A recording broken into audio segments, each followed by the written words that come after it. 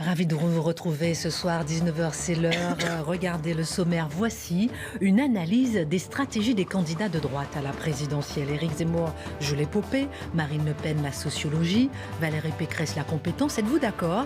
3 imaginaires sont mobilisés selon le chercheur Jean-Yves Camus. Qu'en est-il du côté d'Emmanuel Macron? Joue-t-il l'expérience? Qu'en est-il de la gauche? Laquelle de ces stratégies est la plus à même de fonctionner? L'édito de Mathieu Bock-Côté. Tous les candidats à la présidentielle promettent de réindustrialiser. Tous les candidats à la présidentielle promettent d'inverser la tendance de 40 ans de désindustrialisation. Elle a condamné des régions entières au chômage de masse, elle a fragilisé la cohésion du pays. Mais pourquoi la France a-t-elle l'économie la plus désindustrialisée du G7 avec celle du Royaume-Uni? Analyse Dimitri Pavlenko. Pendant que tous les regards sont tournés vers la présidentielle, croix après croix, statue après statue, les symboles catholiques en France sont pourchassés et déplacés avec acharnement. La croix de Ploërmel, la statue de Saint-Michel et maintenant la Vierge de l'île de Ré. L'association La Libre Pensée obtient en général gain de cause car son combat est légal. Pourquoi la relecture de la loi de 1905 prônée par les militants antichrétiens est-elle applaudie par la justice? Décryptage Charlotte Dornelas. Qui est Agnès Sorel, celle qui tint pour la première fois dans l'histoire en France le rôle de maîtresse royale officielle? Elle disparaissait le 9 février 1450, elle qui symbolise encore aujourd'hui la mode, une certaine beauté absolue. Marc Menon plonge dans sa vie. Une manifestation pour le port du voile islamique lors des compétitions de football a eu lieu malgré son interdiction aujourd'hui à Paris. Parallèlement au Parlement, le collectif de joueuses de foot musulmanes veut, je cite, construire un rapport de force face aux décideurs politiques. Elles veulent jouer au football, mais avec le voile. Les femmes musulmanes ne sont pas interdites de terrain de football, seul le voile l'est, mais qui doit céder? Faut-il étendre la loi de 2004 sur la neutralité à l'école dans le champ du sport? L'édito de Mathieu Bock-Côté. Une heure pour prendre un peu de hauteur sur l'actualité. On commente, on décrypte, on analyse et c'est parti.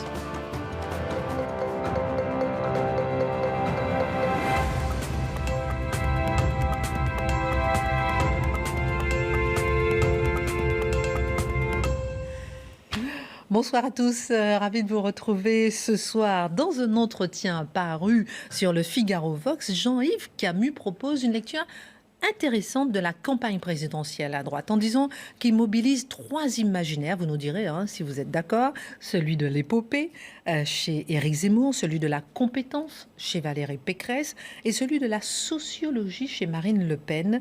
Est-ce que cette manière de présenter les choses vous semble convaincante, Mathieu Bock-Côté? Elle me semble à tout le moins tout à fait inspirante et féconde. Alors, une des grandes erreurs, je crois, du journalisme politique, c'est de se contenter souvent d'analyser les petits calculs, de réduire la politique à sa dimension matérielle. On va faire la liste des revendications de tel ou tel ou tel groupe en société, et on oublie que la politique relève aussi, et peut-être même d'abord, de l'imaginaire, des passions, de la philosophie à certains égards, d'une vision du monde qui s'incarne dans un projet, qui s'incarne dans un homme, qui s'incarne dans un récit, qui s'incarne dans une vision de l'histoire de son pays, qui s'incarne dans des héros, qui s'incarne aussi dans des figures qu'on déteste. Alors, la politique relève de l'imaginaire, pas l'imaginaire au sens de fiction, mon ami Hervé Le Lapin, mais l'imaginaire, il ne m'abandonne jamais. Mais l'imaginaire au sens, c'est-à-dire ce par quoi l'homme se lie aux autres par la pensée, par l'histoire, par la culture, par l'inconscient collectif. Alors, approche très féconde parce que ça permet effectivement de distinguer 3 registres chez les candidats de droite pour l'instant. Éric Zemmour, nous dit-il, c'est la politique sous le signe de l'épopée. Et effectivement, il y a dans le discours zémourien cette idée qu'on ne se bat pas pour réformer le pays, on ne se bat pas pour le moderniser, le transformer, on se bat pour le sauver la France. Et ça se présente comme une aventure, c'est pas la politique sous le signe de la carrière, c'est la politique sous le signe de l'aventure, sous le signe de l'épopée. Ça se présente pour les militants sous le signe de l'enthousiasme, et ça vient avec cette idée essentielle que vous ne vivrez cela qu'une fois dans votre vie. Vous ne vivrez cela qu'une fois dans votre vie. Ce n'est pas une élection parmi d'autres. Ce n'est pas une élection comme tant d'autres. C'est une élection qui peut changer le cours de l'histoire. Alors, évidemment, ça s'associe dans un personnage avec une certaine imaginaire. On sait que Zemmour est fasciné par Napoléon, par Bonaparte. Eh bien, on pourrait dire que l'épopée s'écrit justement à l'encre napoléonienne dans cet esprit. Et on peut le voir quand on lit les meetings de Zemmour, la musique qui commence lorsqu'il se rend à son pupitre, à la tribune, c'est assez fascinant. C'est-à-dire, c'est effectivement, quand on écoute cette musique, on ferait sa liste d'épicerie en écoutant cette musique, puis on aurait envie véritablement d'aller en croisade quelque part. Ça touche les sentiments, c'est assez fort. Bon. Comme à l'époque Sarkozy aussi, il avait un peu le même genre de musique. Oui, ben alors, c'est intéressant de voir comment, d'un candidat à l'autre, le type de musique utilisé, parce que ça en dit beaucoup sur l'état d'esprit d'une campagne, et sur ce coup-là, on est vraiment sous le signe de la croisade, de l'épopée. Donc, le langage est assez bien choisi. Ensuite, Marine Le Pen, Jean-Yves Camus, qui est je prends la peine de le dire, un des meilleurs chercheurs, je crois, en sciences politiques aujourd'hui en France, pardonnez-moi, un homme de grande compétence, il nous dit c'est la sociologie. La sociologie, qu'est-ce qu'il entend par là? Je le dirais dans mes propres mots, c'est la révolte des petits contre les gros. C'est l'insurrection du peuple contre ceux qui le dépossèdent. C'est la colère des dépossédés, la colère des vaincus de la mondialisation, la colère de ceux qui ont été laissés de côté par l'époque et qui trouvent enfin en elle la possibilité de s'exprimer politiquement. Donc, il dit la sociologie parce que c'est le vote des classes populaires. C'est le vote des classes populaires qui devient presque un vote identitaire, on le disait hier, un vote identitaire pour elles, c'est-à-dire voilà celle qui nous défend, voilà celle qui ne nous abandonne pas, voilà celle qui parle pour nous quand personne ne parlait pour nous. Donc, il dit sur le signe de la sociologie, on pourrait dire aussi, parce qu'il faut nuancer, je dirais aussi c'est une femme qui cherche à faire un passage assez rare. Entre d'un côté un vote protestataire, elle veut le convertir en vote de gouvernement. Donc elle a sa base, et il y a 5 ans, elle l'a proposé, on l'a vu, son récit, enfin, dans ces derniers jours, elle a trébuché, et maintenant elle dit « Je veux renaître à la manière de la compétence gouvernementale ». Elle nous dit « Je suis donc, oui, l'insurrection, mais c'est l'insurrection sous le signe de la compétence. Mon projet est complet, mon projet est développé, je suis prête, je m'y suis préparée. » Et il y a le côté de la légitimité dynastique des Le Pen, évidemment. Pour Valérie Pécresse, c'est plus compliqué. Alors, c'est pas l'épopée, on peut s'en douter, mais c'est, nous dit Camus, la compétence. Et effectivement, Valérie Pécresse gouverne en ce moment.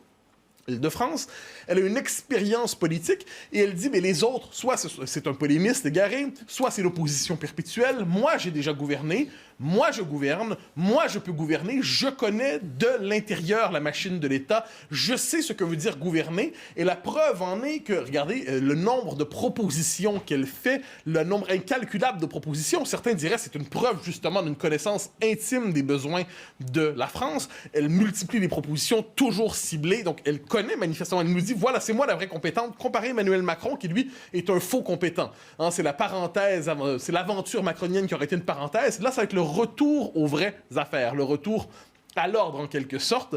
Avec une chose, cela dit, Bruno Retailleau, qui est une figure importante chez les Républicains, qui est un soutien de Valérie Pécresse, disait au micro d'Europe 1 il y a quelques jours, mais il manque chez Valérie Pécresse le sens. Donc le sens, l'envie de s'engager, l'envie de dire ben, j'y vais parce que c'est une belle aventure qui se joue, j'y vais parce que ça va au-delà de la conquête des postes et du pouvoir. Donc c'est légitimité par la compétence, mais il lui manque peut-être le souffle pour l'instant. À tout le moins, ce sont les 3 imaginaires exploré par Camus, et je trouve que c'est une bonne manière de présenter la course à droite. Alors, il y a un dont il faudra parler quand même, c'est Emmanuel Macron. Comment on pourrait le définir, son imaginaire, l'expérience? Je dirais plutôt la prétention au monopole de la raison. C'est-à-dire, Emmanuel Macron capte, vous allez voir, Emmanuel Macron capte l'imaginaire monarchique de la France. Alors, il nous dit, je suis là, je surplombe, je domine. Il y a en bas de moi des nains qui se battent et qui sautillent comme ça pour se faire voir des électeurs, mais moi, je suis la figure souveraine. Donc, une forme, on le sait qu'il a déjà eu des propos complices avec le clin d'œil pour l'héritage monarchique français. Il prétend le capter aujourd'hui en étant dans une position très verticale. C'est Jupiter. Mais quand je dis la prétention au monopole de la raison, c'est qu'il nous dit, il n'y a que moi, il n'y en a pas d'autre possible. Je suis le seul qui peut gouverner. Je suis le seul qui est assez intelligent pour gouverner. Je suis le seul qui est capable de transgresser l'ensemble des règles, d'aller voir Poutine s'il le faut, de m'adresser au Kidam autrement s'il le faut. Donc, je suis à la fois, dit-il, la transgression, mais la raison. Et c'est le parti de l'ordre, nous dit-il, donc on pourrait dire c'est ordre et progrès. Ordre dans quel sens? Moins quand vient le temps, cela dit, de mater les islamistes ou des quartiers insurgés, comme on en a quelquefois. Davantage quand vient le temps de casser des forces de rébellion qui apparaissent dans la société. Les gilets jaunes, aujourd'hui peut-être les non-vaccinés. C'est-à-dire, je suis le parti de l'ordre devant ceux qui ne veulent pas faire le pari de la cohésion sociale. Et hors des progrès. Mais qu'est-ce que le progrès aujourd'hui? Ce sont les innovations sociétales que nous connaissons et qui ont trouvé un bon écho quand même sous sa présidence. Donc je pense que lui capte imaginaire monarchique, prétention à la raison et sentiment de supériorité. C'est un peu ce qu'on disait autour des gens de Kennedy, c'est-à-dire les meilleurs et les plus brillants. Mais il y a là ce sentiment qu'ont les macroniens d'être les meilleurs et les plus brillants. Alors, et pour la gauche, est-ce qu'on pourrait faire le même exercice? C'est plus compliqué. Alors, c'est possible pour Jean-Luc Mélenchon, évidemment, qui, lui, a son imaginaire, qui est celui, je dirais, de la révolution et de l'apocalypse. C'est-à-dire, globalement, tout s'effondre, le monde part en mauvaise situation, part en vrille, voilà. Mais, si vous me faites confiance, on peut renverser la tendance. Il réactive la légitimité révolutionnaire à gauche qui avait, pour l'essentiel, disparu après la chute du mur de Berlin. Il nous dit non, la gauche radicale est de nouveau possible. La gauche radicale, c'est moi. Et là, il tient même un propos sur tous les domaines, on va dire, sur la question environnementale, mais aussi sur la question identitaire, en disant la créolisation de l'identité française, c'est moi. La révolution écologiste, c'est moi. Et c'est paradoxal un peu parce qu'il y a une double figure chez Mélenchon. D'un côté, c'est la vieille gauche insurgée avec un style tribunicien, un style de grand orateur. Et de l'autre côté, c'est le vecteur aujourd'hui, nous le savons, de l'indigénisme et des nouvelles mouvances à gauche. Un mot sur Fabien Roussel, bref mot, tout simplement. Lui, ce qui est intéressant, c'est que c'est la gauche qui n'aurait jamais dû disparaître. Ceux qui se tournent vers lui, énamourés, sous le signe du désir, Fabien Roussel triomphe et progresse. Qu'est-ce qu'on lui dit? On dit que c'est la gauche telle qu'elle n'aurait jamais dû changer. Universalisme, raison, progressisme, laïcité et ainsi de suite. Donc le désir pour Roussel, c'est le fantasme d'une vieille gauche qui renaîtrait enfin. Y a-t-il quelque chose à dire sur Madame Hidalgo? Non. Je pense que c'est le drame en ce moment. Elle incarne une candidature qui est une candidature d'appareil, mais qui n'incarne rien. C'est comme si l'imaginaire de cette gauche socialiste, dans sa forme partisane, s'était aplati. Donc, il n'y a pas d'imaginaire à mobiliser. Tout ce qu'il y a, c'est des gens, c'est des signatures. Alors, elle peut avoir tous les parrainages du monde, mais le courant profond de la société qui était porté par le PS aujourd'hui ne passe plus par le PS. C'est un peu la même chose aussi pour Yannick Jadot, qui a voulu incarner l'écologisme de gouvernement, mais la question environnementale aujourd'hui est plus davantage captée par Mélenchon, le temps de cette présidentielle, que par Jadot. Résultat de tout ça, je dirais ce qui est intéressant, on aurait pu nommer un mot sur Mme Taubira, qui est l'incarnation de la gauche woke, on l'a compris. Mais ce qui est intéressant à travers tout ça, c'est que ça nous rappelle justement que la politique est le domaine d'incarnation, c'est le domaine de l'imaginaire, et en dernière instance, c'est ce qui permet de distinguer entre un représentant d'appareil et quelqu'un qui incarne vraiment un courant profond de la société. Incarnation imaginaire, vous êtes d'accord, Charlotte?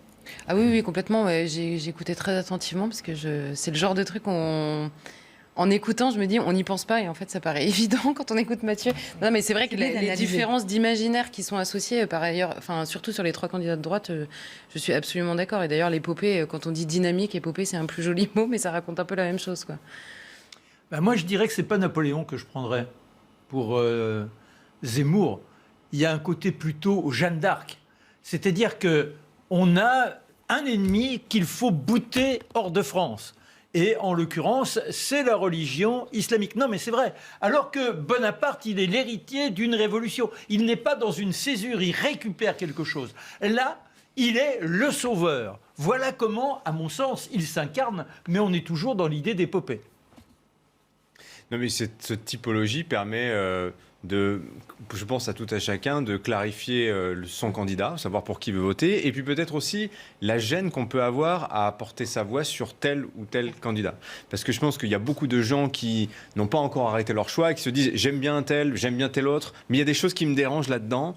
Et par exemple, le cas de Valérie Pécresse est assez parlant. C'est-à-dire qu'effectivement, la compétence, même si de temps en temps elle fait des boulettes, par exemple sur l'ambassadeur du Mali. Elle ne savait pas qu'il était parti depuis 2 ans, par exemple. Donc ça, pour la compétence, c'est pas très bon. Mais de l'autre côté, c'est vrai que le manque de souffle aujourd'hui va déranger beaucoup d'électeurs de droite, mais qui vont par exemple aussi s'inquiéter, s'effarer un petit peu d'une candidature Zemmour. L'aventure est aussi parfois aventureuse. Hein.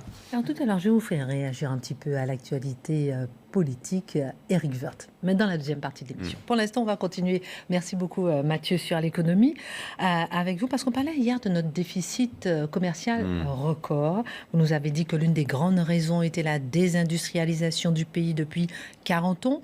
Il se trouve que tous les candidats ou presque s'accordent à dire qu'il est urgent de réindustrialiser le pays. C'est l'axe majeur du plan de relance France 2030.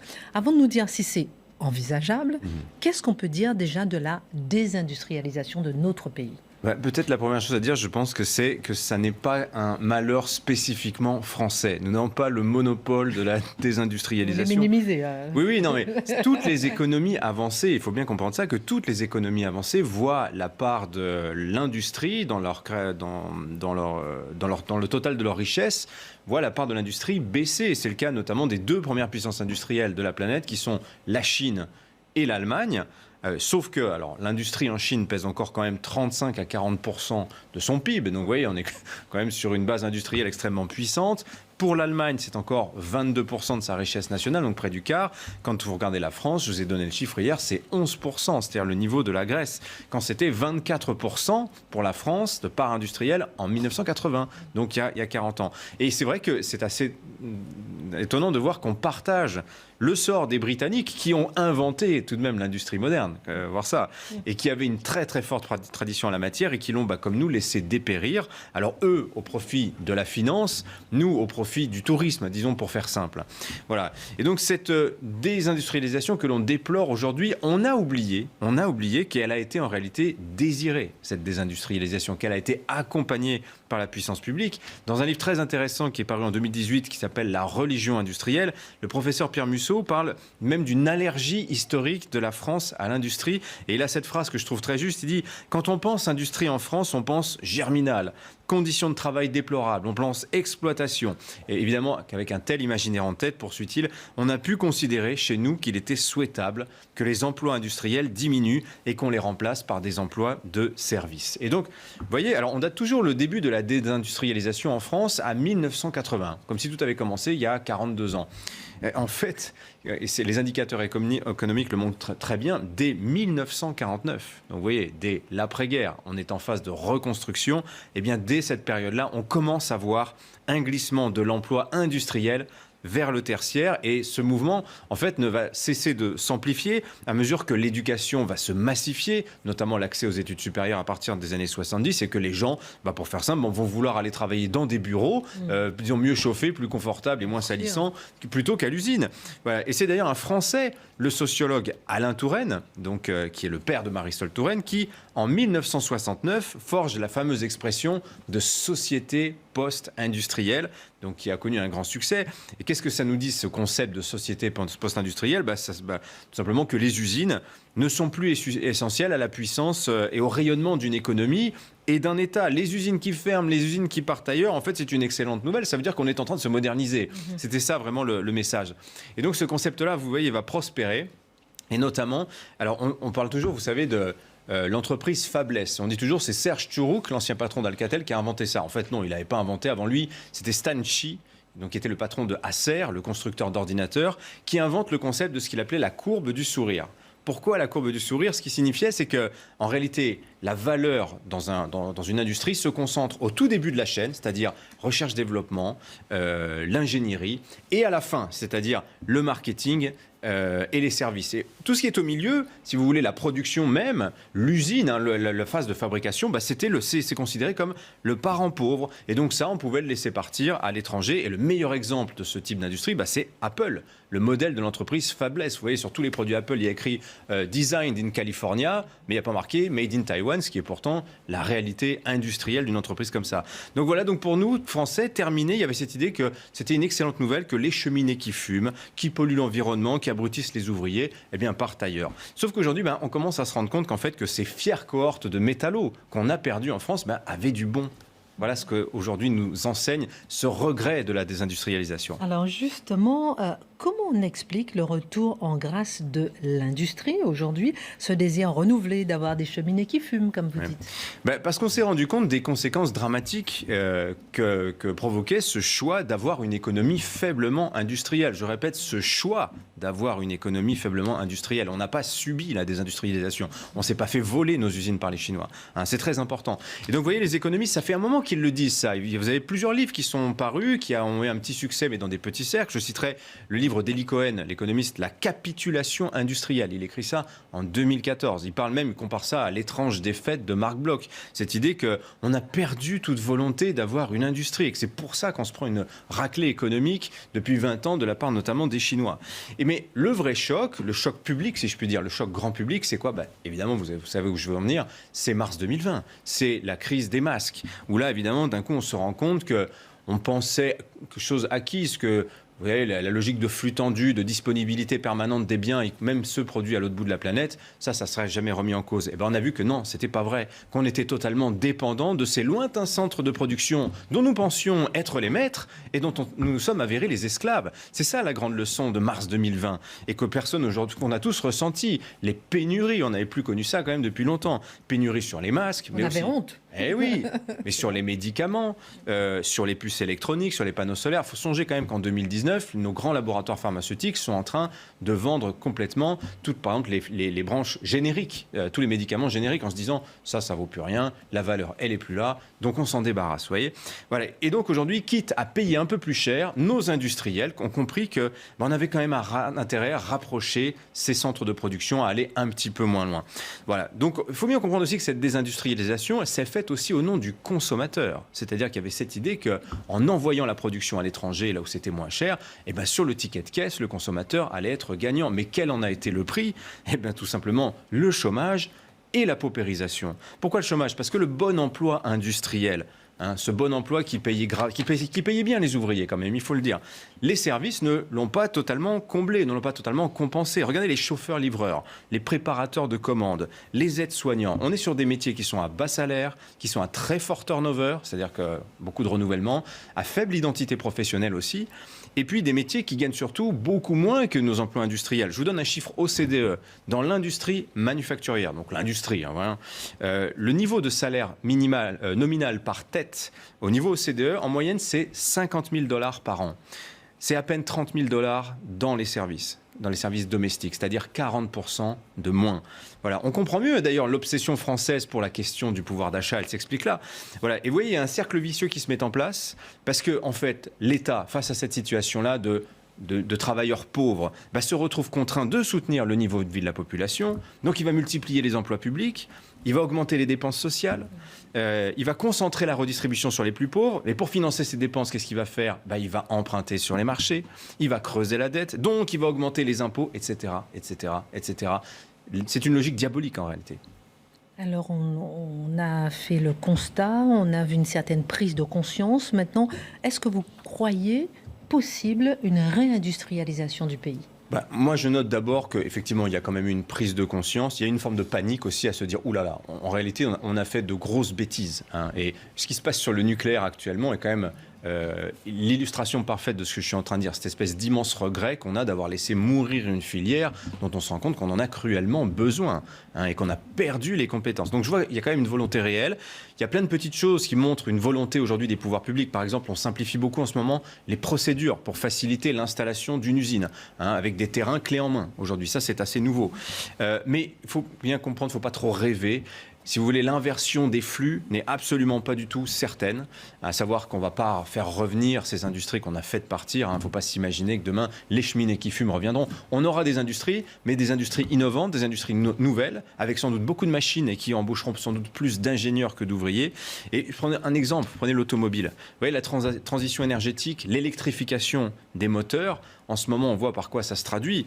C'est la fermeture en série en région de fonderies automobiles. Les fonderies du Poitou, la SAM, MBF, toutes ces entreprises dont on a fait des feuilletons sociaux. La fin du moteur thermique qui est prévue par l'Union européenne en 2035. La filière professionnelle nous dit ça va être 50 000 à 100 000 emplois qui vont encore disparaître. Donc la désindustrialisation n'est pas terminée. Et les futures usines de batteries qu'on est en train de construire, notamment dans le nord du pays, elles seront moins demandeuses de main-d'œuvre. Là où il faut 5 salariés pour fabriquer un moteur essence, sachez qu'il n'en faut plus que 3 pour son équivalent électrique. Merci beaucoup, Dimitri. Et puis, si on veut des idées, il y a un rapport parlementaire qui propose 76 solutions contre la désindustrialisation en France. Dans la deuxième partie, on parlera de cette manifestation interdites, mais finalement, elles ont quand même manifesté contre le voile dans le sport avec vous. Mon cher Mathieu, on parlera d'Agnès Sorel. Vous l'aimez bien juste parce qu'elle est belle. Vous nous direz pourquoi. Et avec Charlotte, on va s'arrêter aussi sur cette déconstruction de tous les symboles catholiques en France. Chut, silence, on déchristianise, personne n'en parle, mais nous, on va en parler. On marque une pause, à tout de suite. Rendez-vous avec Pascal Praud dans l'heure des Pros 2 du lundi au jeudi de 20h à 21h. La question du voile revient toujours. Et à travers le sport, on en parle dans un instant avec vous, mon cher Mathieu.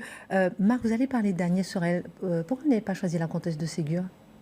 Pourquoi auriez-vous voulu Non, je ne sais pas. Pourquoi vous avez choisi de parler d'Agnès Sorel ce soir ? Parce qu'elle est le symbole de la beauté, de la grâce. Elle a dynamisé un roi qui, malheureusement, était chafouin, très mélancolique. Et soudain, en voyant cette révélation unique, il s'est embrasé. Il a eu le courage de continuer la guerre contre les Anglais. Et c'est ce qui nous a permis d'affirmer le royaume. Ça y est, la chronique c'est fait. C'est fini. Il est parti. Merci, on va en parler dans un instant. Pendant que tous les regards sont tournés vers la présidentielle, lentement mais sûrement, les symboles catholiques de la France sont pourchassés, détrônés, le tout avec la bénédiction des hautes juridictions du pays, puisque le combat des militants anticatholiques est légal. Comment le comprendre ? La croix de Ploërmel, la statue de Saint-Michel au Sable d'Olonne et maintenant la Vierge de l'île de Ré, les militants de l'association La Libre Pensée ont saisi la justice pour obtenir le déboulonnage d'une statue de la Vierge à flotte sur l'île de Ré. Silence, on dit christianise. Alors, il faut expliquer un peu quelle est la situation, parce qu'on vit quand même dans un pays où il y a des calvaires à peu près à tous les coins des routes, en tout cas à la campagne, on voit des statues. Alors, pourquoi certaines sont attaquées et pourquoi pas d'autres ?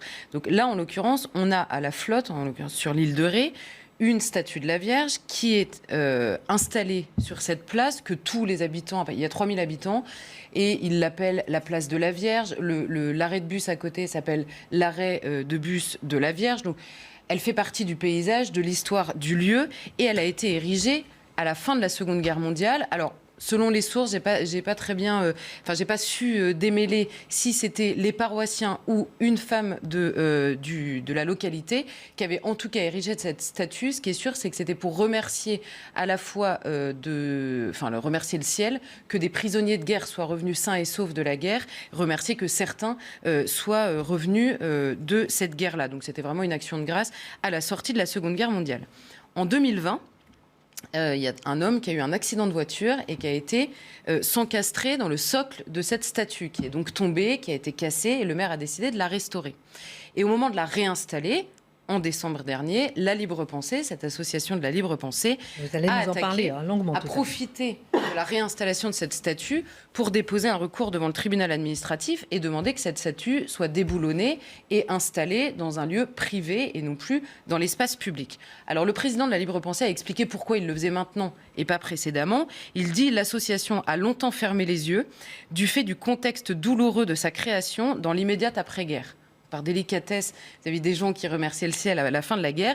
Ils ont attendu et là, c'était l'occasion. Pourquoi ? Pourquoi est-ce que cette statue peut être poursuivie ? Pourquoi est-ce que la croix de Ploërmel, etc. C'est que dans la loi de 1905, il est dit que les symboles et les monuments à caractère religieux n'ont plus le droit d'être installés dans l'espace public après 1905. Ceux qui ont précédé 1905 peuvent, eux, rester dans l'espace public. Donc la Libre Pensée traque les dates d'installation de tous ces monuments pour savoir si c'est avant ou après 1905. En l'occurrence, on a eu des micro-trottoirs qui ont été faits sur le lieu. Les habitants, ils ne comprennent pas. Donc, c'est même pas une volonté populaire de gens qui ne supportent plus la vue de cette Vierge sur la place de leur village. C'est vraiment La Libre Pensée qui le fait. Alors, vous avez cité plusieurs fois, il y avait eu une croix qui était sur le portail d'entrée d'un cimetière. C'était insupportable parce que le portail appartenait à l'espace public, donc ils avaient poursuivi la croix. On avait eu une croix, Ploërmel, qui était installée au-dessus de la statue de Jean-Paul II. Alors, Jean-Paul II, ça passait parce que c'était aussi un homme, et puis après tout, il faisait partie de l'histoire. Mais avait une croix qui était la raison de vivre de Jean-Paul II. Non, on ne pouvait pas supporter. Donc ils ont fait retirer la croix au-dessus de Jean-Paul II. Il y avait un tableau, une peinture qui représentait le Christ, comme quand même beaucoup de peintures dans la peinture occidentale, qui était installée dans une mairie. Et la Libre Pensée a découvert ce tableau-là. Ils ont poursuivi. Bref, tout ce qui est, et je reprends leur vocabulaire un petit peu nostalgique, tout ce qui est clérical dans le pays est chassé par la Libre Pensée. Et en effet, il y a une confusion quand vous dites leur combat est légal. Pourquoi ? Parce qu'en vertu de cette loi-là, mais on comprend finalement qu'il y a dans la loi de 1905, il est dit que tout ce qui précède peut être gardé. Et par ailleurs, vous savez, sur l'histoire des crèches, la Libre Pensée poursuit beaucoup des histoires de crèches dans les lieux publics. Et le Conseil d'État a expliqué que les seules crèches qui pouvaient demeurer, c'est quand il y avait une habitude, une tradition depuis des années et des années d'installer une crèche, ils pouvaient le faire. Mais si vous décidez d'en installer une cette année ou l'année dernière ou l'année prochaine, alors là, c'est pas possible. Le problème, c'est que, en gros, le droit à la continuité historique n'est pas accepté, puisque la continuité historique, c'est qu'on puisse poursuivre précisément l'entourage culturel dont font partie, on va dire, les symboles chrétiens. Ça, ils n'en veulent pas. Et en effet, quasiment à chaque fois, on retrouve l'association de la Libre Pensée derrière ces plaintes. Alors justement, quelle est donc cette association qui poursuit un combat jugé légal, on va en reparler encore tout à l'heure, dont la Libre Pensée, dont on entend régulièrement parler dans ces affaires de déboulonnage de statuts? Alors, la Libre Pensée, les mots sont repris, c'est essentiellement, ils le disent eux-mêmes, c'est une référence à Victor Hugo, et donc la Libre Pensée, c'est le seul référentiel sur lequel ils se basent, c'est la logique et la raison. En gros, on se sort de ce qu'ils appellent les superstitions, c'est-à-dire tout ce qui est religieux, et on se base sur la logique et la raison. Aujourd'hui, à vrai dire, on a surtout, je me suis beaucoup baladée sur les différents sites des Libres Pensées qui sont gérés de manière départementale. On a surtout quelques militants, assez âgés par ailleurs, qui sont très déterminés et qui, en fait, font la chasse à tout ce qui peut être retiré de tout ce qui est à caractère chrétien, on va dire, et qui peut être retiré de l'espace public. Donc c'est ce que je vous disais, par rapport à ce que dit le droit, ils cherchent tout ce qu'ils peuvent retirer. Le problème, c'est qu'ils sont en effet assez âgés. Leur vocabulaire, c'est à mourir de rire. Tous leurs trucs finissent à bas la calotte. Je pense que plus personne ne sait ce que ça veut dire. C'est un vocabulaire très, très, très daté. En France, très anticlérical. Mais il est vrai qu'à chaque fois qu'ils déposent un recours, puisque le droit est étudié... Charlotte, vous savez que j'ai pas envie de sourire, hein. Non, mais je vous taquine, je peux rigoler un peu. Non, mais le vocabulaire je peux rigoler sans sourire. Non, mais parce que moi, ce qui m'interpelle, c'est la déconstruction de la société française, gentiment, tranquillement, lentement. Alors oui, ils sont pas gentils. Mais justement, sans même l'approbation du citoyen, mais avec la validation des autorités judiciaires. Mais c'est toujours, vous savez, on parle souvent du différence dans la justice, par ailleurs, du différence entre la lecture du droit et la justice qui doit être rendue. Là, vous avez tous les habitants qui disent on ne comprend pas, en fait, cette statue, elle est très bien, on a l'habitude, on a grandi avec. Il y a des témoignages de gens qui disent je sais pas, je suis né à la flotte, à l'île de Ré, il y avait cette statue qui était là, je ne vois pas où est le problème. Sauf que le droit dit, donc le juge applique le droit, mais la justice qui doit être rendue au nom, en effet, de la continuité historique aux habitants, ça, tout le monde s'en fiche, en fait. On fait du droit. Et la question de la justice ne se pose pas. Et là, on a... Parce qu'évidemment, ces militants, on pourrait en rire en se disant « Ah bah la calotte, après tout, eux aussi, ces bouffeurs de curés, si on peut les appeler comme ça, font eux aussi partie du patrimoine français. » Ça, c'est vrai aussi. Donc on pourrait trouver ça amusant, mais quand ils ont les tribunaux administratifs, le Conseil d'État avec eux, et qu'ils font tous les recours, et qu'en effet, on leur donne systématiquement raison, ça devient un peu moins drôle. Alors sur le papier, ils œuvrent à la défense de la laïcité. Bon, dans les faits, ils sont très clairement anticléricaux, c'est-à-dire aujourd'hui anticatholiques. Alors, ils se présentent contre toutes les religions, mais on va voir que c'est un peu plus subtil que ça. Ils sont très anticatholiques. Et alors, par exemple, pour adhérer à la Libre Pensée, il faut s'engager à ne jamais pratiquer d'actes religieux, ni pour soi, ni pour ses enfants. J'aimerais bien savoir le rapport avec la laïcité. Et alors là, ça nous rappelle un peu Jaurès, qui à l'époque, j'ai découvert ça en travaillant dessus, Jaurès avait assisté à la première communion de sa fille. Et il s'était fait accuser, alors que tous les libres penseurs, c'était leur maître, il s'était fait accuser d'avoir donné le bon Dieu à bouffer à sa fille et que c'était par là une traîtrise de la libre pensée. Et lui avait dit, mais je vois pas le rapport entre la pratique religieuse individuelle et la séparation des pouvoirs dans l'espace public. Mais donc, finalement, la lecture laïciste n'est pas très nouvelle. Alors, Juste, je vous donne quelques mots de vocabulaire parce qu'ils sont quand même assez marrants. Il traque donc, ouvrez les guillemets, les édiles nourris à la mamelle de la secte romaine, savoir l'Église, donc les maires qui pactisent avec l'Église en gardant des statuts. L'Union européenne n'est qu'une Europe vaticane. Donc apparemment, c'est le pape qui décide. Ça, on n'avait pas remarqué, mais voilà. On n'a jamais vu un ministre aussi servile envers l'Église catholique que Bernard Cazeneuve. Je ne sais pas pourquoi. Nicolas Sarkozy, lui, il s'abreuve carrément d'eau bénite et il est, je cite encore, toujours en train de faire des signes de croix chrétienne compulsifs. Donc, vous voyez que tout est dans la mesure et dans l'adéquation à la réalité du début à la fin. En fait, sur le papier, il déteste les religions, mais là où il y a une incohérence immense, c'est évidemment quand il s'agit de l'islam. Alors là, faisons un point précis, les musulmans, que ce soit en France ou ailleurs d'ailleurs, ne demandent pas l'effacement du christianisme. Il n'y a pas des musulmans qui disent moi la Vierge, j'en veux pas. On a ce problème-là dans les pays musulmans avec les islamistes qui, eux, détruisent tous les monuments religieux qui sont de période pré-islamique, de la même manière que la libre pensée veut supprimer tout ce qui est pré-révolutionnaire. Ils le disent comme ça. Alors, ce parallèle-là, il pourrait être fait sur le déboulonnage de statuts. Et alors, pour vous donner une idée, en 2017, quand il y a la suppression des menus de substitution qui est annulé par un tribunal administratif. Donc il y a un maire qui dit je vais supprimer les menus de substitution dans ma cantine. Le tribunal administratif demande au maire de les rétablir.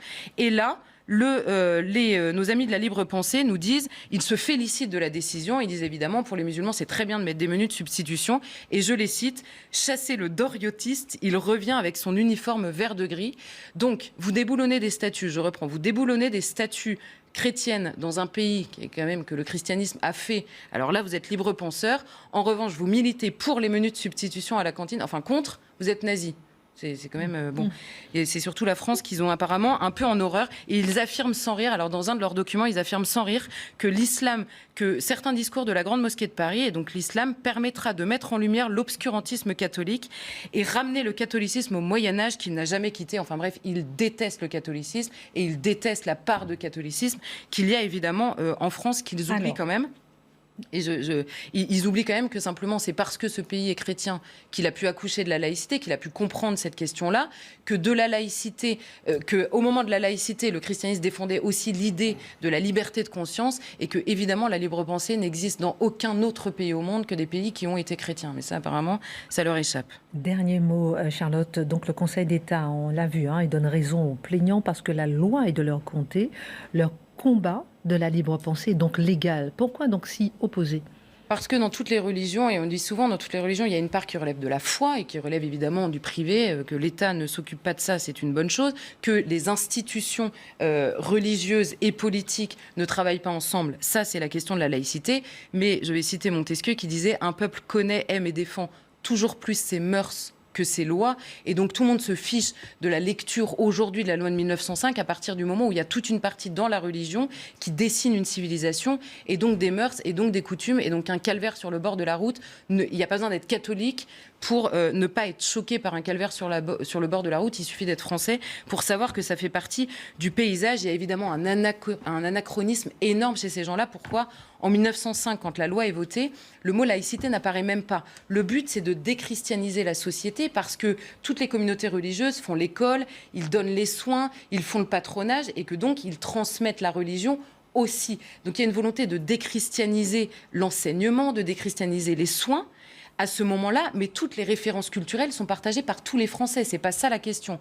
Aujourd'hui, évidemment, on prend prétexte de la loi de 1905, et on vient de le voir dans la différence de traitement entre les religions, pour effacer la culture commune de référence et donc prôner de facto le multiculturalisme en France. Et c'est bien le problème. Il y a non seulement un anachronisme et finalement une attaque permanente contre ce qui fait culturellement la France. Mathieu, ça veut dire en fait que la France se convertit au multiculturalisme sous les applaudissements de notre justice. Oui, on pourrait dire comme ça. Et par ailleurs, on peut parler aussi du droit européen qui s'en mêle de ces choses-là. Mais dans le cadre de la libre pensée, tel que présenté par Charlotte, j'ai l'impression d'être devant une espèce de gauche gâteuse et cacochime qui est tout simplement cette gauche-là, en fait, se bat un siècle trop tard, est enfermée dans Elle est enfermée dans le monde d'hier. Elle est nostalgique. Elle est enfermée dans la mélancolie des jours où elle se battait justement contre les curés. Elle habite un monde parallèle. En fait, c'est un monde dépassé. Mais néanmoins, elle collabore objectivement avec l'établissement de nouvelles, je dirais, de nouveaux pouvoirs religieux autrement plus forts, l'islam qui est aujourd'hui, mais elle ne le confronte pas, celui-là. Non, mais ça, c'est terrifiant.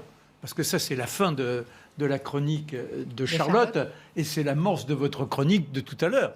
C'est-à-dire qu'aujourd'hui, on veut à tout prix, effectivement... Moi, je suis un laïcard. On sait. Non, mais c'est important de le rappeler. Non, mais c'est-à-dire que l'on soit battu pour une déchristianisation, c'est très bien décrit par Charlotte, mais qu'en revanche, on favorise au nom de je ne sais trop quelle tolérance le fait de l'installation d'une nouvelle civilisation religieuse, ça c'est invraisemblable, c'est intolérable. Et là on se dit que ces gens-là n'ont qu'un demi-neurone et ils ne le font pas fonctionner complètement. Et vous n'entendez pas peut-être ce cri de certains qui se disent on n'a pas droit au voile, donc on n'a pas droit non plus à la Vierge Marie? Mais ça n'a rien à voir. Ça n'a rien à voir. C'est-à-dire qu'effectivement, il y a une empreinte. Moi, je dis, il y a une empreinte chrétienne. On ne refait pas l'empreinte chrétienne. En revanche, venir bouleverser la façon de vivre, la façon de nous regarder dans un espace où, théoriquement, nous devons fraterniser, ça n'a plus rien à voir. Les catholiques n'ont plus d'attributs distinctifs. Or, quand on porte le voile, on se veut différent en dehors de la nation. Merci, Charlotte. Mais il n'est pas impossible que la nature ait eu horreur du vide aussi. Oui. On va parler du voile dans le sport avec vous, Mathieu, et essayer de comprendre aussi ce qui se passe là. Est-ce qu'il faut peut-être revenir à élargir la loi de 2004 et pouvoir interdire le voile dans le sport? Oui, non? Vous allez donner un peu votre avis dans un instant. Et puis, je vous posais une petite question tout à l'heure sur Eric Woerth, on en parle dans un instant. Juste avant, pourquoi Agnès Sorel, aujourd'hui, 9 février, eh bien déjà, quand vous regardez les livres d'histoire... Elle disparaissait le 9 février 1450. Oui, alors je vais vous raconter. On peut commencer par la disparition. C'est-à-dire que cette femme s'est précipitée vers le roi. Pourquoi ? Eh bien parce qu'il y a une rumeur qui laisse penser qu'un complot est tramé contre Charles VII, celui qu'elle vénère et surtout qui, lui, elle l'idolâtre. Et qui serait le fomenteur? Peut-être le dauphin Louis, avec lequel elle est en guerre depuis longtemps, depuis qu'elle est apparue à la cour de France. Et là, que se passe-t-il en ce 9 février? Eh bien, soudain, elle est prise par des fièvres. Mais quelques jours avant, elle a fait une fausse couche, car pour pouvoir prévenir le roi de ce qui se tramait, elle a galopé alors qu'elle était enceinte de 7 mois. Et malheureusement, eh bien, ça s'est terminé par la perte d'un nourrisson, on peut dire, qui avait 7 mois. Et là, eh bien, les fièvres la terrassent. Elle demande à ce que le médecin de la reine Marie d'Anjou soit à ses côtés. Il essaie de lui porter les soins. Il y a également ses vœux d'héritage, et elle redonne tous les bijoux offerts par Charles VII, tous les domaines, pour qu'il puisse en jouir. Alors, qu'est-ce qui fait qu'elle est restée dans la mémoire? Eh bien déjà, ce Charles VII, n'oublions pas, c'est celui qui est sauvé par Jeanne d'Arc, mais c'est celui que l'on traitait de bâtard, le moins que rien, le petit vaurien, le roi de Bourges. Il était là dans son monde de mélancolie, il était pratiquement éteint pendant que son père, lui, Charles VI le Fol, était trahi par sa femme Isabeau de Bavière. Et c'est elle qui dit « mais il n'est pas le fils du roi ». Donc cet homme-là est dans les meurtrissures. Il est sauvé par Jeanne d'Arc, il ne lui en est pas reconnaissant d'ailleurs.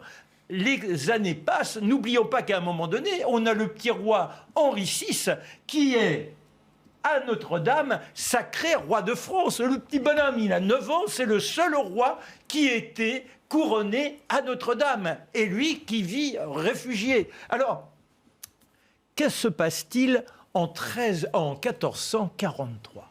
Il demande, comme c'est la coutume, d'être présenté, ou qu'on lui présente, les jeunes dames d'honneur. Oh, c'est vrai que il a beau être mélancolique pour se redorer le moral, de temps en temps, il fricote légèrement. Vous voyez, alors il suffit d'un coup de cils. Il est moche comme il n'est pas permis. Il manque d'apparat parce qu'il se laisse aller, mais quand il a décidé qu'une jeune fille lui plaisait, elle doit succomber. Alors là, les demoiselles d'honneur d'Isabelle de Lorraine, c'est la femme de René d'Anjou. Ah, René d'Anjou. S'il y a un homme qui sait vivre dans l'histoire, c'est René d'Anjou.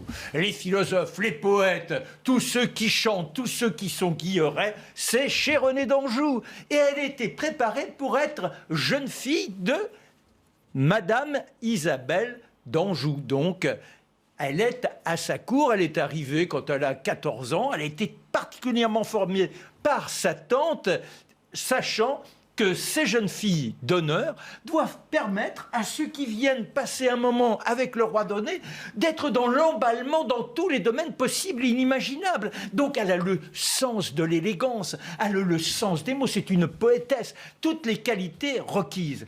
Et quand les jeunes filles passent devant le roi, installé dans son grand fauteuil, il est là, et soudain il aperçoit cette gamine, il a 40 ans, cette gamine de 15 ans, d'une beauté, et puis alors, un petit téton polisson. Eh oui. Il y a des enfants qui nous regardent, un peu de tenue. Volontairement. Un peu de tenue. C'est tenu. C'est tenu. Ne rentrez pas dans les détails, vous connaissez déjà. Mais non, mais pas du tout. Vous avez elle vu la était photo. mignonne après. Oui, et alors c'est le coup de foudre. Soudain, alors que son épouse, qui lui a donné 14 enfants en 20 ans, malheureusement, elle est toute décrépite, elle n'est pas joyeuse. Lui, je vous l'ai dit, il est tous les jours miné par les drames. Parce que n'oublions pas que cet homme, quand il était à Bourges, il était dans une telle misère que le cordonnier lui livrait chaussure par chaussure. Vous me payez la chaussure, vous aurez la deuxième si vous êtes capable demain quand je reviendrai.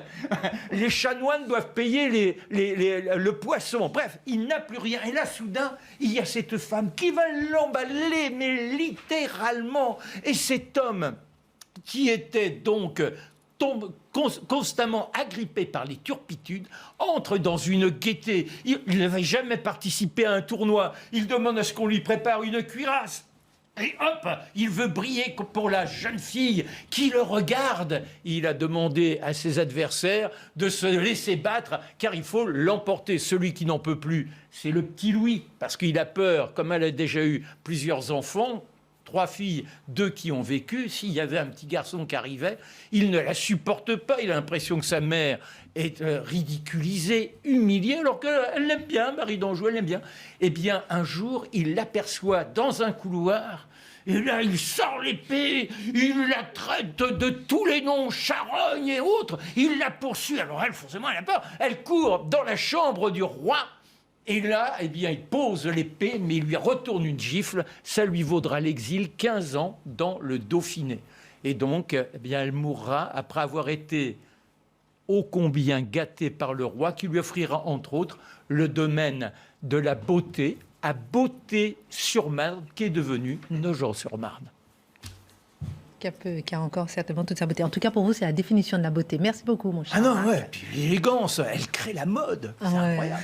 Formidable. Retour en 2022, à 2 mois de la présidentielle. Avant votre chronique sur le voile et le sport, juste peut-être un petit tour de table rapide sur cette information du jour. Éric Woerth qui rejoint Emmanuel Macron. Il s'est déclaré candidat ou bien il y a quelque chose qui m'a échappé? Non, c'était juste pour savoir. Regardez ce qu'il dit. Un second mandat d'Emmanuel Macron serait une chance pour la France. Face à de considérables défis, la France a besoin d'un président expérimenté. Dimitri. Bon, ça fait longtemps qu'il est navré par son propre camp, Éric Woerth. Ça faisait un moment que là, l'information commençait un petit peu à monter. Après, je dirais c'est un ténor, hein, quand même. Hein. Oui, non, mais bien. Alors après, LR minimise en disant oui, personne ne le connaît, Éric Woerth. Bon, il est quand même président de la commission des finances. Ancien ministre de Sarkozy. Oui, bien sûr, exactement. Et je dirais, comme Édouard Philippe disait, la poutre travaille encore. Voilà, c'est-à-dire qu'il y a des transferts du Rassemblement national vers chez Éric Zemmour, et on voit qu'il y a des départs aussi de LR en direction d'Emmanuel Macron. Ça fragilise LR quand même. Oui, c'est un problème pour Valérie Pécresse parce qu'elle a besoin de cette aile, on peut dire Macron compatible, elle a besoin de regagner cet électorat de droite économique, disons ça comme ça, de droite réformatrice. Et là, oups, ça s'en va chez Macron. Et au même moment, elle devra s'appuyer davantage sur son aile Ciotti, qui n'est pas, on va dire, son langage naturel. Ce n'est pas à travers cela c'est pas sa force politique naturelle, l'aile droite LR. Donc ça la cantonne dans un camp qui n'est pas naturellement le sien. C'est compliqué. Et est-ce que ça ne donne pas raison à Éric Zemmour qui disait justement que LR est plutôt macroniste? Il y a une partie de LR qui est très macroniste, et d'ailleurs, Éric Zemmour l'avait dit de certains, et il avait dit aussi à Éric Ciotti, il l'avait félicité pour sa victoire. Éric Ciotti avait dit lui-même, entre Macron et Zemmour, je voterai Zemmour. En fait, la grande clarification qui doit traverser le parti des LR se poursuit, quoi. C'est quand même intéressant de rappeler Ciotti disant « je voterai Zemmour » et non Macron. Ça veut dire que les défections risquent encore de se multiplier dans le camp LR, que Madame Pécresse, il lui manque quelque chose, elle n'a pas le souffle. On a l'impression qu'elle a été posée là, et puis elle assure en professionnel, mais elle n'a pas le charisme. Il y a quelque chose qui manque, et je pense, et je crains pour elle, que très rapidement, dans les sondages, elle descende de plus en plus, alors que d'autres montent. Merci en tout cas pour ce regard sur ce départ, entre guillemets, de Éric Woerth, qui a été d'ailleurs remercié par le parti Les Républicains. Alors, cette dernière partie, la question du voile revient toujours ces jours-ci, elle revient à travers le sport. Résumons la querelle. Est-ce que les jeunes musulmanes peuvent jouer au football voilé? La réponse des fédérations sportives est connue, c'est non. Et le débat est aujourd'hui présent à l'Assemblée nationale comme au Sénat. Alors posons-nous la question, Mathieu, faut-il résister à la présence du voile dans le sport? N'est-il pas condamné à s'imposer? Oui, je pense que c'est un sentiment qui habite plusieurs, cette idée que ce débat qui toujours revient, la question du voile, la question du halal aussi, mais le voile est probablement le plus symbolique, le plus porteur politiquement. Plusieurs se disent un jour, ça va finir par s'imposer, c'est-à-dire la laïcité va finir par plier, la laïcité va finir par se casser. Plusieurs se disent finalement, est-ce que ça vaut encore la peine de tenir? Parce que manifestement, les revendications s'accumulent et on grignote ici, on grignote là. Est-ce que la France va être capable de tenir longtemps, d'autant que son modèle à l'échelle, on pourrait dire occidentale, est souvent contesté, à tout le moins par les forces anglo-américaines, les forces du monde anglo-saxon qui considèrent que la France est prisonnière d'un modèle dépassé. Donc plusieurs se disent, est-ce qu'on va pouvoir tenir encore longtemps? Et il y a dans ce pessimisme une part de lucidité. Je m'explique. Les revendications liées au voile, par exemple, ne viennent pas de nulle part. Elles viennent parce qu'il y a une population musulmane de plus en plus grande dans ce pays. Alors, on ne peut pas vouloir une population musulmane de plus en plus grande dans ce pays sans vouloir l'islam et les mœurs de l'islam. Alors, on me dira, ce ne sont pas tous les musulmans qui portent le voile, c'est très juste. On me dira, il ne faut pas confondre l'islam et l'islamisme. C'est très juste. Il n'en demeure pas moins que par effet démographique, et la démographie, c'est la trame de fond de l'histoire, par simple effet démographique, si vous avez une population musulmane substantielle dans un pays, la question des mœurs liées à l'islam va s'imposer d'une manière ou d'une autre. Pardonnez-moi de vous interrompre, mais c'est le nombre ou bien c'est le sentiment de revendication qui a changé? Je pense que les deux se conjuguent. C'est-à-dire que j'aime citer cette phrase de Michel Brunet, l'historien québécois, qui disait « Trois facteurs pèsent dans l'histoire, le nombre et le nombre. » Fondamentalement, la démographie commande. Ensuite, si vous ajoutez à ça, vous avez tout à fait raison de le dire, une revendication aujourd'hui dite décoloniale, avec cette singularité qu'aujourd'hui le décolonialisme consiste à dire que la culture française est trop chez elle. Hein? C'est quand même original comme idée. Donc si vous avez l'effet de nombre, vous avez aussi tout le discours décolonial indigéniste qui cherche à survaloriser l'identité minoritaire en présentant la société d'accueil comme discriminatoire si elle affirme sa propre culture, et vous ajoutez à ça la faiblesse de la société d'accueil qui elle-même ne cesse de s'accuser, de se culpabiliser, de dire « oh là là, on est discriminatoire, on n'est pas gentil, on est méchant », mettez tout ça ensemble, vous avez des conditions rassemblées pour que ces revendications non seulement se multiplient, mais percent de plus en plus. Autre élément, et j'ajouterai une chose, inévitablement, si vous avez, je le disais plus tôt, une population musulmane, même si c'est une minorité dans cette population qui a des revendications liées au voile, l'effet de nombre pèse aussi, c'est inévitable. Alors on se dira, mais pourquoi le voile? Où est le problème avec le voile? Il faut le redire parce que c'est essentiel. D'abord et avant tout, ce n'est pas l'expression d'une spiritualité personnelle, singulière. Ça peut être le cas.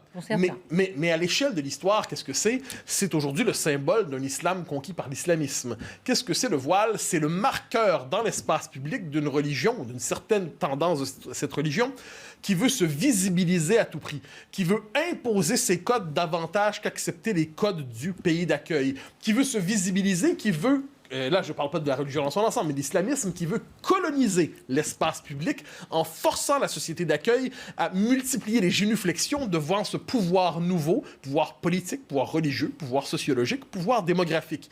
Donc c'est aussi une forme d'appropriation. Parce que la femme qui le porte, évidemment, encore une fois, c'est l'effet du nombre. Une femme qui le porte, bon, parfait, c'est original, mais quand ça s'impose de plus en plus comme identité, eh bien, qu'est-ce que vous voyez? Eh bien, ça devient un marqueur d'appartenance communautaire. Elle nous appartient, elle appartient d'abord à son communautarisme plutôt qu'à la nation. Dernier élément sur le voile, certains disent, oui, mais c'est une liberté, elle peut le porter ou ne pas le porter. Et moi, je réponds toujours à ça, si c'est vrai, puisque la société d'accueil, manifestement, envoie le signal que ce symbole n'est pas apprécié, qu'il est vu comme un signe de régression, qu'il est vu comme un signe de communautarisme, qu'il est vu comme un signe d'apartheid, vous êtes libre de l'enlever? Eh bien, pourquoi vous ne le feriez pas? Et là, argument si on nous dit... Ah ben non, c'est absolument incompatible avec ma foi que de retirer le voile. Mais là, on se posera la question de savoir dans quelle mesure cette foi, cette manière de vivre la foi, est compatible avec le pays où elle veut s'exprimer. Donc, c'est une question assez complexe, mais devant cette vague, plusieurs ont l'impression que c'est peut-être trop tard. Je fais une petite parenthèse encore. Imaginons ces femmes, je me fais un peu l'avocat du diable, qui portent le voile, qui ont leur religion et qui ont envie de faire du sport. Est-ce qu'elles sont condamnées à ne pas faire du sport parce qu'elles ont le voile? Bien sûr que non. Bien sûr que non. Elles peuvent, quand elles commencent la séance de sport, elles enlèvent le voile. Quand elles terminent le sport, elles le remettent dans la rue. C'est pas compliqué. Hein. Je dirais que c'est pas la chose la plus exigeante qui a été imposée dans l'histoire du monde aux pratiquants d'une religion. Mais donc non, bien sûr que non, il n'y a pas de problème. Au moment de pratiquer son sport, tout comme lorsqu'on va à l'école, on le retire. Ensuite, on le remet si on veut. Alors, vous semblez plutôt pessimiste par rapport à ce que vous disiez tout à l'heure. Seriez-vous en train de vous tourner, vous aussi, vers les accommodements raisonnables, un peu à la canadienne? D'aucune manière. Pessimisme et lucidité ne veut pas dire capitulation et résignation. C'est-à-dire, on voit les choses, il faut être lucide sur la situation qui se présente à nous. Le facteur démographique, je l'ai mentionné pour cela. Mais c'est que c'est une bataille de longue haleine. Hein. C'est-à-dire, la question du voile dans le sport, elle est fondamentale pour une raison, c'est que c'est l'esprit de corps, c'est l'uniforme, c'est l'idée qu'on appartient à une équipe qui est plus grande que soi, c'est la possibilité justement de souder autour de l'uniforme. C'est pour ça d'ailleurs que dans l'armée, il y a des institutions où justement les marques de différenciation religieuse ne sont pas les bienvenues. En tant que telles, dans le sport en particulier, je dirais, et à l'école aussi évidemment. Mais il y a une vague forte, je disais le côté démographique, mais il y a aussi cette espèce d'esprit capitulaire en Occident aujourd'hui. Permettez-moi de mentionner une chose tout simplement. C'est passé la semaine passée, c'était le Hijab Day, la journée du hijab, qui a été lancée la première fois en 2013. Et ça, c'est fait pour faire la promotion du hijab. Ça s'étend d'ailleurs dans tous les pays dans le monde. Et qu'est-ce qu'on demande au moment du Hijab Day? On ne demande pas seulement de respecter les femmes qui le portent, on pousse les femmes qui ne sont pas musulmanes à le porter. Pourquoi, pendant cette journée? Pour faire l'expérience intérieure du hijab. Ah, c'est charmant. Et là, on est dans cette idée que, finalement, les non-musulmans doivent prendre une journée d'abord, mais ça peut être 2 ensuite, et 3, doivent prendre les codes de l'islam pour témoigner de leur ouverture à l'islam. Et si vous regardez de l'autre côté de l'Atlantique, au Canada, n'oubliez jamais que des ministres du gouvernement fédéral canadien aimaient porter quelquefois le voile pour par exemple, souhaiter un bon ramadan. Donc, elles le portaient comme ça, alors qu'ils étaient catholiques ou protestants ou ainsi de suite. Donc, il y a vraiment quelque chose là-dedans, une volonté de, je dirais, s'auto-islamiser symboliquement pour prouver son ouverture. N'oublions pas dans le portrait, parce que ça compte aussi, l'existence de cette gauche, je pense ici à Alice Coffin, cette figure subtile de la gauche parisienne, qui a plaidé notamment pour le port du voile dans le sport, oui, au nom de la lutte contre la discrimination, au nom de la lutte pour l'inclusion, au nom de la lutte contre le patriarcat. Et ce qui est assez drôle quand même avec cette gauche, c'est qu'elle croit mener la lutte contre le patriarcat à coup d'écriture inclusive, de Yel, et donc en traquant dans la langue française les structures supposées de la domination masculine. Mais devant le voile, soudainement, elle est absente. Ah bon? Il y a un problème avec le voile? Et là, soudainement, ce n'est plus le féminisme qui pèse, c'est le décolonialisme, c'est la logique indigéniste, c'est le refus de l'Occident, c'est le refus de la France. C'est un peu ce qu'on disait plus tôt. quand on est devant cette gauche elle veut à tout prix en finir avec le catholicisme. Oui, la religion doit tomber. Et l'islam c'est autre chose. Manifestement, c'est comme si la laïcité avait une fonction première pour ces gens, c'était de faire tomber le catholicisme. Une fois que le job est fait, elle ne sert plus à grand-chose. Alors la question, elle se pose, c'est doit-on l'interdire dans le sport? Et là, on est toujours pris dans une drôle de situation. Évidemment qu'il le faut, mais il est malheureux qu'on soit obligé d'imposer ça par la loi. Pourquoi devoir imposer par la loi ce qui devrait aller de soi par les mœurs? Et la réponse à ça, elle est triste, c'est que les mœurs ne suffisent plus et on est peut-être à un moment dans l'histoire où la loi, le politique, doit renforcer les mœurs qui se décomposent pour éviter que de nouvelles mœurs se substituent aux mœurs françaises. 1 minute. Fallait-il pour autant interdire la manifestation des hijabeuses aujourd'hui à Paris? Encore une fois, même réaction. J'ai passé la journée à faire l'essuie-glace. Hein. Oui, non. Mais finalement, la réponse est assez claire après ces hésitations. On est des libéraux. Fondamentalement, on est une société libérale et on considère qu'il est normal que les gens puissent s'exprimer, manifester, ainsi de suite. C'est normal, s'habiller comme ils veulent et tout ça. Parfait. De l'autre côté, on est devant une instrumentalisation nette de nos libertés. La liberté de se vêtir est utilisée par l'islam, justement par l'islamisme, pardonnez-moi, pour imposer des codes religieux, pour imposer des codes sur le mode d'un esprit de conquête. En fait, nos libertés sont instrumentalisées les unes après les autres pour la lutte contre les discours haineux est instrumentalisée pour faire le procès de toute critique des religions, et ainsi de suite. Dernier mot, mais tout simplement, là, encore une fois, la liberté de manifester est instrumentalisée pour faire le procès de la légitimité de la France. Je pense que nos sociétés se posent la question aujourd'hui, dans quelle mesure peuvent-elles consentir à cette instrumentalisation des libertés par ceux qui voudraient en dernière instance les abolir? En tout cas, les mœurs ne suffisent plus. En effet, on est rendu à ce moment de l'histoire. Tout de suite, Pascal Praud avec l'heure des Pros 2, et puis nous, on se retrouve demain à 19h. Merci à tous. Tout de suite, Pascal Praud et ses invités dans l'heure des Pros 2.